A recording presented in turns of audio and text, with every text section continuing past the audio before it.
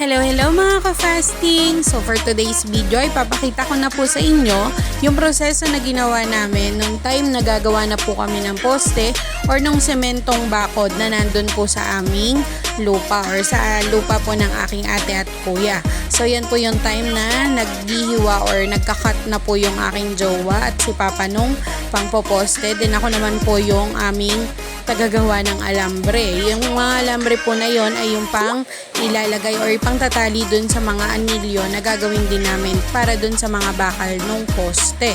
So yan nga po, no, nandyan na yung start namin, nagkakat na sila, nandyan na yung buhangin, yung graba and everything. So kanya-kanyang toka po kami habang nag-aalambre ako, ang papa ko naman po ang nagkakat ng bakal.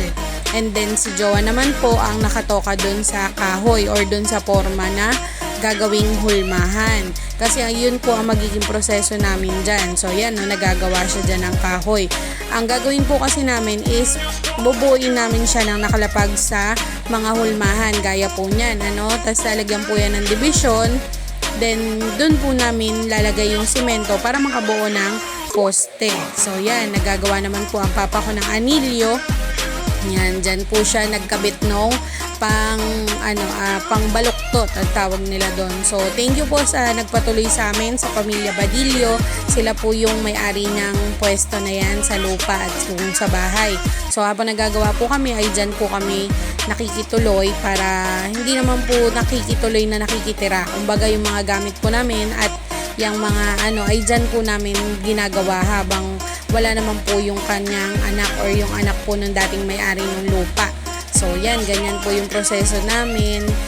Kanya-kanyang gawa kahit medyo alanganin yung panahon. So yan, busy lang, diba? Babaon na lang po kami dyan ng pagkain everyday. So yan na nga, sabi ko na masama yung panahon, so umulan na. Then nakatapos naman na kapong gumawa ng panghulma, pero dapat po kasi gagawa pa kami ng mga bakal, pero yan, hindi na nga po kinaya dahil umulan na talaga ng malakas. So yan naman yung part na nakapagbuhos na po kami, hindi ko na po kasi nakunan yung mga ibang details, nakagawa na kami ng ilang piraso. So papakita ko na lang po sa inyo na ganyan po yung itsura niya. So yan po yung bagong buhos, tinitignan pa lang po namin yan kung pwede na siyang hatakin gaya nitong iba. Hinahatak po nila yan or inihila galing dun sa hulmahan, tapos ginigilid para makabuo po kami kasi 30 piraso po yung plano naming buuin nung panahon na yan. So yan, ganyan po kakapal yung mga poste na ginawa namin. So yan po ay 8x8 or ibig sabihin 8 ang kapal at 8 ang tama ba? O basta 8x8 siya, ganun. Tapos yan nga po, nagbabakal kami ng time na yan kasi hinihintay pa namin kung matutuyo na ba siya. At huling-huli naman ang tatay ko, diba? Yossi pa more. So, yun lang po ang ating mga gawa. Yan.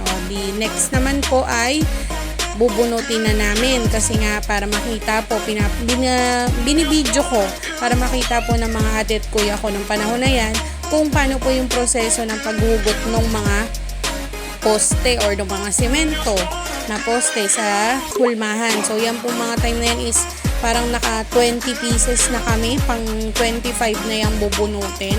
So shout out kay Kuya Jowa, salamat po nung time na yan at hanggang sa umalis kami ay supportive talaga si Kuya Jowa pag may mga ginagawa kami sa lupa. Thank you po. So yan nga, discarding malupit lang kung paano hihilahin, paano hugutin,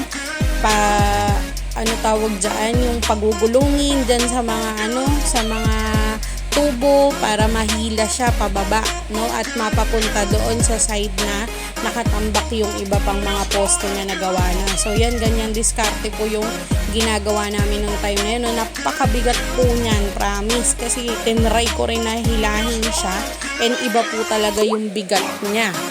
Kumbaga nga po, parang sasabihin natin is solid na solid yung pagka-poste niya po talaga na kahit po ata banggain or pagka tinayo na is hindi kakayanin kasi napaka-solid po talaga nung mga semento niya. At saka yung mga bakal po namin dyan ay parang D12 sa pagkakatanda ko po, which is makapal na po yun para sa mga bakal na ginagamit para sa pagpoposte. And syempre po, sabi nga po ng mga ate at kuya, kailangan syempre kung gagawa na rin naman tayo, isolid na natin, 'di ba? So yun nga po yung mga ginamit naming materyales dyan, and hindi naman po talaga maipagkakaila na napakabigat nila, kaya ganyan po talaga na pahirapan hugutin, pahirapan siyang ialis dun sa hulmahan niya. Pero syempre nga, sabi nga, pag gusto mo naman ang trabaho mo, magagawa mo ng maayos at matatapos mo all time. So, ganyan nga po yung ginagawa nila, no? So, shout out kay Tatay Andeng. Nakakamiss naman si Tatay, oh. May libre po bang saging dyan? Charis. So, yan nga po yung paghila or proseso namin ng pag-alis dun sa hulmahan, no? Pinapakita ko lang po ulit ng mas malapit kung paano po nila hinihila. So, yan po si Jowa, si Kuya Jowo, tsaka si Papa. So, 4 po kami na laging pupunta dyan sa lupa or dyan po sa pwesto na pinaggagawa namin. Hindi po yan yung lupa na nabili, ha. Yan po ay yung lupa nila Tatay Andres na amin pong pinagtuluyan yung time na gumagawa nga po kami ng poste. Kasi yan po ay may tubig or may tubig na sila dyan. So yan nga po, no, umulan umaraw, go lang. Gawa lang ng gawa. Kasi yan po yung pinakahuling time na nabidyohan ko naman po na magbubuhos.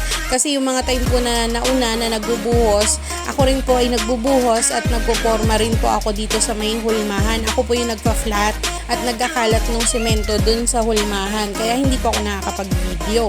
So, yan nga po is yung proseso namin, no? Haluin yung semento, yung buhangin, and then lalagyan ng graba, then halo.